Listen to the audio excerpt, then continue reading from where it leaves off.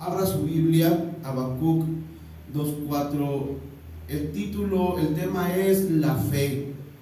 El tema es la fe. Y el título es: He guardado la fe. Mis hermanos, aleluya, cuando hablamos de fe, hablamos de algo que va más allá de simplemente decir yo creo. Cuando hablamos de fe, hablamos de compromiso. Puede decir amén. Hace algunos meses estaba escuchando a un físico creyente que hablaba acerca de la fe y hablaba del significado. Amén. Hablaba hablaba del significado epistemológico. Ahí está. Epistemológico de la palabra. Amén. A grandes rasgos y en su sentido más básico, la palabra fe significa conocimiento adquirido por otros. Conocimiento adquirido por otros. Porque, aleluya, la fe tú la basas o tu fe inicialmente nace creyendo lo que otros te dicen. Aunque tú no tengas la experiencia o el conocimiento de saber si lo que te está diciendo es real o no es real. Pero tú comienzas por creerlo. Por ejemplo, amén, en la escuela los niños les dan los libros y ellos creen lo que en los libros está escrito. Puede decir amén. Lo dan por hecho. Un libro de historia, un libro de biología, amén, un libro de física, de química, lo dan por hecho. No tienen al alcance las herramientas para conocer y saber si en verdad lo que allí se dice es totalmente cierto. Pero se cree, porque hay todo un sistema de educación, aleluya, que está detrás de eso, que a su vez tiene un equipo de investigación, científicos, aleluya, físicos, químicos, que escriben los libros y así se mandan a las escuelas y los niños pueden estudiar y aprender. Amén. Los niños no tienen la capacidad de realmente experimentar para saber si es cierto lo que se les dice. Igualmente, cuando hablamos de la fe evangélica, de la fe que te ayuda a creer para con Dios, tú no puedes experimentar y saber a ciencia cierta, palpar pues, y saber en base a la experiencia si Dios existe. Puede decir amén. Tú no puedes tocar a Dios. No podemos ir a la tienda, al supermercado y comprar 3 kilos de Dios. A ver, dame 5 kilos de Jehová porque ando ungido de Jehová ahorita. No se puede hacer eso. Cuando hablamos de fe para creer en milagros, fe para creer que Dios es real, tú tienes que simplemente creer en algo que no ves. No lo ves. Y esto para muchos científicos, muchos filósofos les explota la cabeza. Mira, ¿cómo es posible que alguien pueda cimentar su fe y su creencia, su vida en algo que no puede ver? He guardado la fe. Habacuc 2:4 dice en su segunda parte simplemente así: mas el justo por su fe vivirá. Mas el justo por su fe vivirá. Vamos a ver en primer lugar fe para salvación. De aquí quiero irme con este versículo San Juan 3:16, que muchos consideran el corazón de la Biblia. Dice: porque de tal manera amó Dios al mundo que ha dado a su Hijo unigénito para que todo aquel que en Él cree no se pierda, mas tenga vida eterna. De tal manera amó Dios al mundo, que ha dado a su único Hijo, a su unigénito Hijo, para que todo aquel que en Él cree, el que cree en Jesucristo. Cuando llegamos a los pies de Jesús, lo hicimos con una sencilla oración en la que nosotros reconocimos nuestros errores y pecados y creímos que Dios nos perdonó. Pero a mucha gente se le hace increíble que sea así nomás. Amén, amén.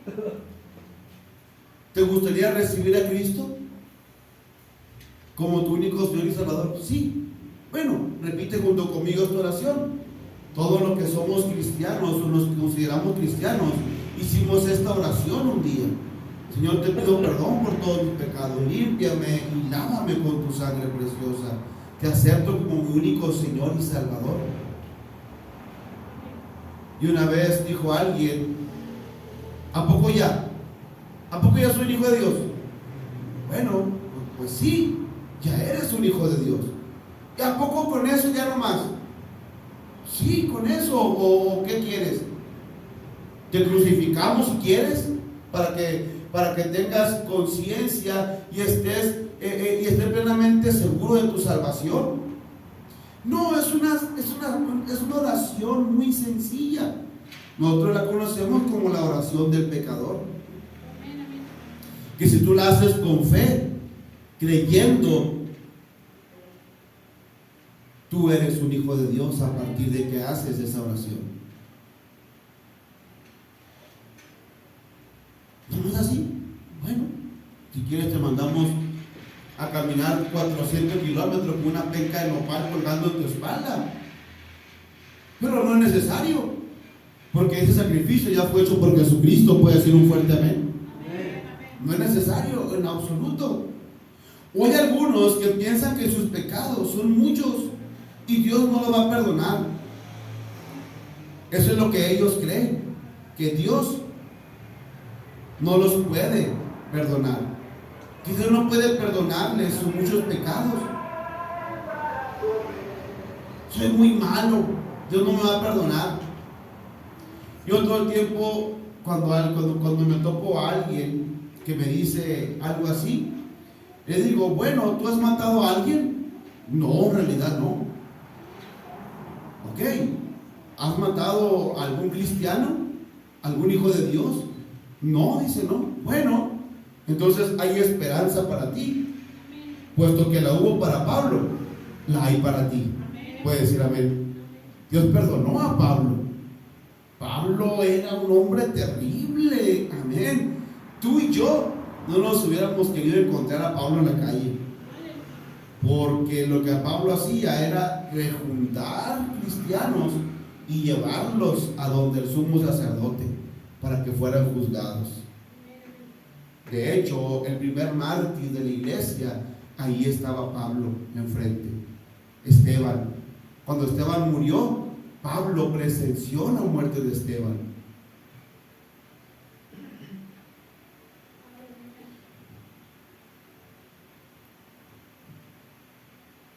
Pero muchos aún siguen creyendo que no les puede perdonar Dios.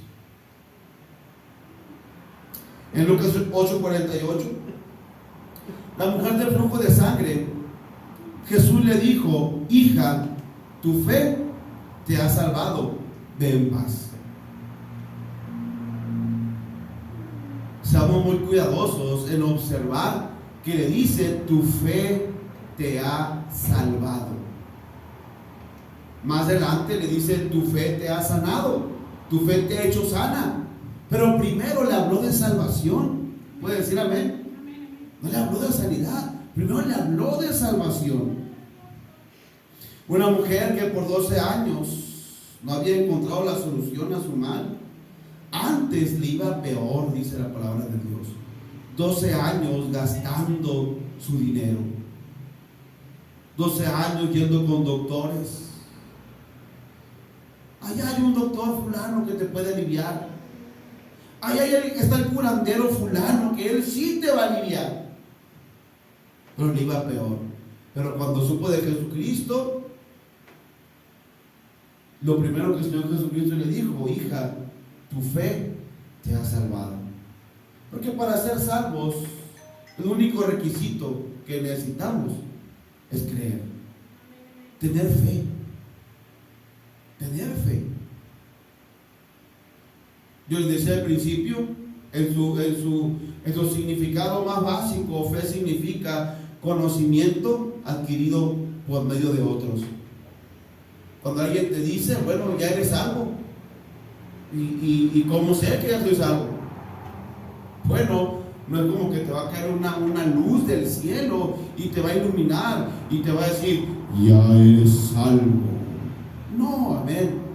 Tú simplemente lo escuchas de alguien más, lo lees en la palabra de Dios y lo aceptas y te aferras a eso. Estas cuestiones de la fe y la salvación, mucha gente dice creer en Dios, pero creer no es suficiente. Creer no es suficiente.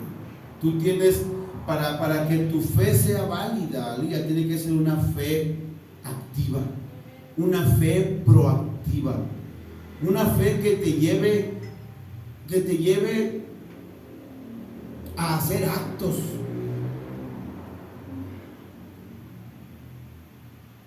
Alguien te dice, haces tu oración de fe para salvación, la haces. Por lo regular, cuando alguien se salva, inmediatamente la pregunta es: ¿y qué tengo que hacer? Ahí es cuando tú sabes que alguien te salvó, porque está consciente de que su vida ya no puede ser la misma. Puede decir amén. Entra en una conciencia, en un mundo distinto. Aleluya. Somos del mundo, estamos en el mundo, mas no somos del mundo. Alguien que realmente se salva entiende esa parte. Dice: bueno, ya recibí a Cristo, ya soy un hijo de Dios, ya no puedo seguir siendo el mismo. Entonces, ¿qué tengo que hacer? Punto número 2, fe para sanidad. Marcos 5, 25 al 34, vaya conmigo la palabra del Señor. Marcos 5, 25 al 34. Pero una mujer que desde hacía 12 años padecía de flujo de sangre y había sufrido mucho de muchos médicos y gastado todo lo que tenía y nada había aprovechado, antes le iba peor. Cuando oyó hablar de Jesús y vino por detrás entre la multitud y tocó su manto, porque decía: si tocare tan solamente su manto, seré salva. Y enseguida la fuente de su sangre se secó, y sintió en el cuerpo que estaba sana de aquel azote. ¿Ves? Dijo: seré salva. Juntamente con la salvación llegó la sanidad. Luego Jesús, conociendo en sí mismo el poder que había salido de él, volviéndose a la multitud, dijo: ¿quién ha tocado mis vestidos? Sus discípulos le dijeron: ves que la multitud te aprieta y dices: ¿quién me ha tocado? Pero él miraba alrededor para ver quién había hecho esto. Entonces la mujer, temiendo y temblando, sabiendo lo que en ella había sido hecho, vino y se postró delante de él y le dijo toda la verdad. Él le dijo: hija, tu fe te ha hecho salva, ve en paz y queda sana de tu azote.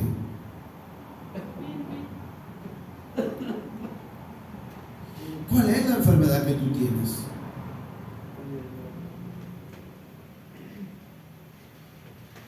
Hace unos años atrás, amén, mi papá primeramente se le dio el diagnóstico de cáncer en la médula, no cosa menor. Voy a decir amén, no cosa menor, en la médula. ¿Te imaginas? Mi papá se quedó en silla de ruedas, ya no podía caminar. Ahorita ya a estas fechas, poco a poco empieza a dar pasitos, amén, pero aún tiene las secuelas de la enfermedad.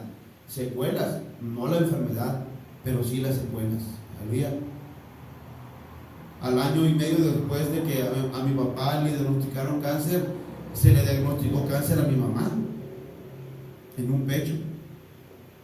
Y fue una lucha, aleluya, de años de estar orando y creyendo, ayunando, orando, creyendo por un milagro para mis padres.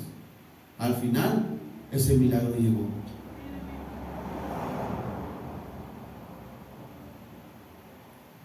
Para que los milagros tú puedas verlos, tienes que creer.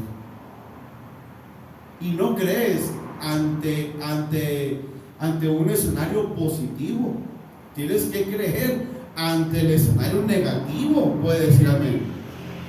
Porque, ¿qué es la fe? Ahorita vamos a hablar acerca de esto, amén. Pero tú tienes que creer, aun cuando estén ahí los síntomas. Esto es inaudito. Puede decir amén. Es inaudito. ¿Cómo me pides creer que estoy sano si aún me siento mal? Bueno, la cuestión es que a los años, al año y medio, prácticamente 2 años, mi papá fue dado de alta de oncología. O sea, ya no tenía cáncer. Ya no había cáncer. Sin embargo, aleluya, aún sigue batallando con la andadera, aleluya, y con dolores que le dan en su zona baja de su cuerpo. Pero creemos que el cáncer ya no está ahí. Creemos que el cáncer ya se fue. Puede decir amén. Mi mamá igualmente fue operada y ya fue dada de alta también de oncología. Creímos por un milagro. Oramos, clamamos, amén. Clamamos sin dejar de creer. Porque muchas veces tú puedes orar y orar y orar, pero realmente no creer. Entonces el milagro no sucede. Mi mamá estaba cuidando a un hombre con cáncer y ella también tenía cáncer. ¿Te imaginas? Aleluya. En una ocasión le preguntaron a una mujer en una cruzada de milagros: ¿cree que Dios le puede sanar? Y la mujer contestó: la verdad no, pero vamos a ver qué pasa. Aleluya. ¿Tú crees que esa mujer sanó? Obvio que no. Obvio que no. Muchos seguían a Jesucristo por morbo, por lascivia, de querer ver los milagros que hacía. Otros para ver qué error cometía y decírselo a los sumos sacerdotes y acusar a Jesús. Era una gran multitud que lo apretaba. Pero en esta ocasión, solo esta mujer se acercó a Jesucristo con fe, creyendo que iba a recibir un milagro de parte de Jesucristo, de parte de Jesús. Y como ella se acercó con fe, el milagro fue hecho. ¿Qué milagro tú necesitas?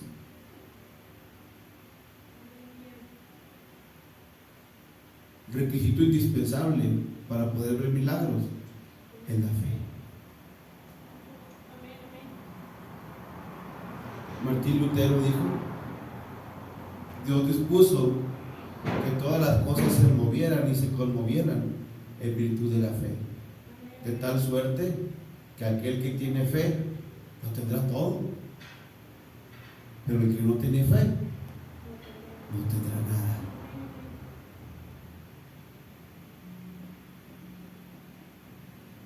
Y es que, aleluya, los milagros no se adhieren únicamente a milagros de sanidad. Hay milagros financieros que necesitamos, puede ser amén. Hay milagros financieros, hay milagros de liberación, milagros de provisión, milagros de salvación. Todos ellos definitivamente necesitan y se requiere que usted y yo tengamos fe si queremos verlos realizados.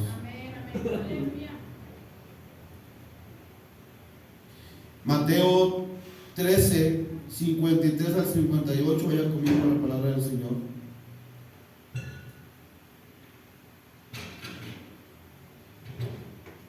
Es un señor arreglando su guitarra ahí afuera, no pasa nada. 13, 53 al 58.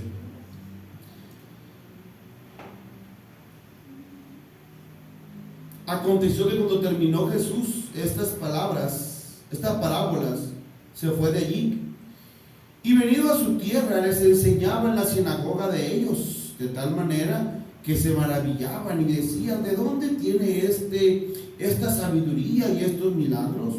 ¿No es este el hijo del carpintero? ¿No se llama su madre María y sus hermanos Jacobo, José, Simón y Judas? ¿No están todas sus hermanas con nosotros? ¿De dónde pues tiene estas cosas? ¿De dónde? Y se escandalizaban de él. Pero Jesús les dijo: no hay profeta sin honra, sino en su propia tierra y en su casa. Y no hizo allí muchos milagros a causa de la incredulidad de ellos. ¿Acaso no había enfermos en Nazaret? ¿Acaso no había enfermos? Aleluya. Claro que había, pero también había incredulidad. ¿No tenía Jesús el poder para sanar a los de su provincia? Claro que lo tenía, pero los nazarenos no quisieron recibirlo.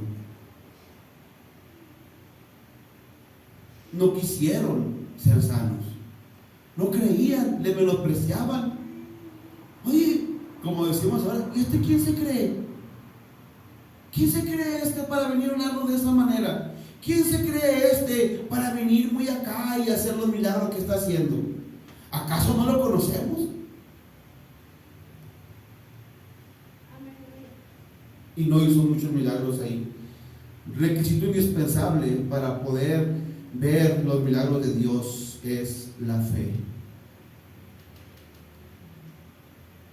En tercer lugar, he guardado la fe. He guardado la fe. Mis hermanos, aleluya, tú y yo necesitamos fe. Quiero que, amén, permítame, quiero que hagas conmigo un viaje. Vamos a viajar. ¿Cómo les parece? Amén. Vamos a viajar al siglo 0, año 70 aproximadamente después de Cristo. Tú eres una especie de reportero de un diario y te conceden una entrevista con uno de los criminales más peligrosos de aquella época. Y no peligroso en cuanto a su violencia, sino peligroso en cuanto a su ideología. Peligroso en cuanto a su dialéctica, en cuanto a lo que hablaba. Porque hablaba de Dios, pero de una manera distinta, no como se le conocía en aquel entonces. Este hombre en una ocasión, aleluya, llegó a Grecia y les dice, amén, a los que estaban allí en el parlamento: vengo a hablarles de mi Dios, de ese al que ustedes le tienen un altar, al Dios que ustedes no conocen. De ese Dios les vengo a hablar. Les vengo a hablar de Jesucristo. Y yo creo que ya te vas imaginando quién es ese preso. No es otro más que el apóstol Pablo. Así que te conceden la entrevista. Tú vas a la cárcel, pero no está en la parte de arriba. No está en las primeras celdas, sino que tienes que bajar al calabozo. Un lugar que hiede.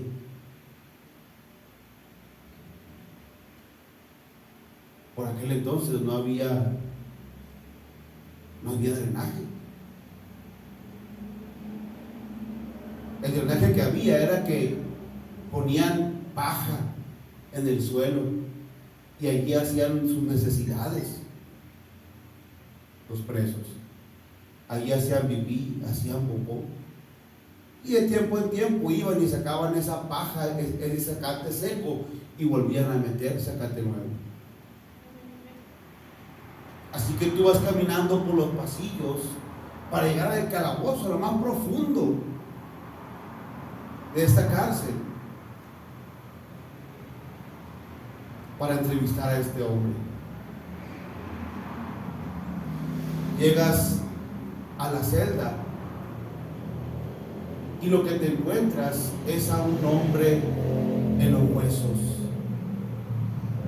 enfermo,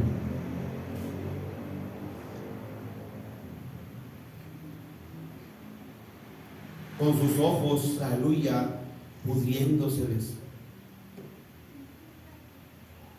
a punto de salírsele de sus cuencas a causa de la enfermedad. Te preguntas, Pablo, ¿qué tal tu salud? Pablo te contestaría, bueno, ¿cuál salud? ¿No me estás viendo cómo me encuentro? ¿De qué me hablas? ¿Cuál salud? No tengo salud. Bueno, Pablo, ¿y tus amigos me abandonaron? Me dejaron. ¿Por qué crees que estoy solo? Estoy solo aquí en esta cárcel, a punto de morir. ¿De qué amigos me hablas? Bueno, ¿y tus riquezas, tus posesiones, Pablo? No, eso no hay. Eso no existe. Pero no existe riquezas, ¿no?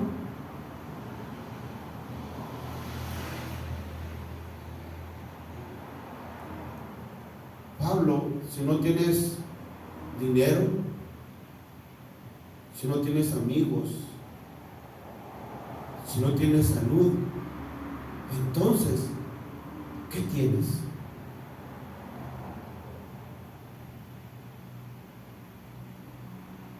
Pablo cierra sus manos y te contestaría, lo más valioso que tengo, lo tengo aquí.